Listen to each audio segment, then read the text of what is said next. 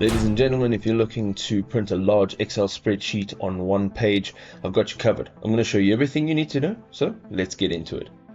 So to print this large Excel spreadsheet onto one page, we're going to have to go from home, our home tab, we're going to jump into view, okay? And right over here, you'll see a few options. You're going to go to page break preview. Now, what this essentially does is it shows you what your pages look like and how they'll be printed. Now this blue line over here represents the end of your first page. So let's say we want to include this. We're going to go ahead and drag this over, and we can just drag it to the end of our information. So right over there, that's what we want. Okay, so this is page 1, okay, and this is page 2. What we're going to do now is this dotted line we want to drag over all the way to the end.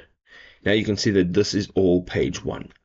You're going to go now to File, you're going to click on Print, and right over here you are going to see your preview. Now this is on one page, and depending on what your information looks like, what your data looks like, you can either have it printed in portrait orientation or landscape. Of course, landscape for this situation kind of looks a little bit better. If I had more information, it would fit better.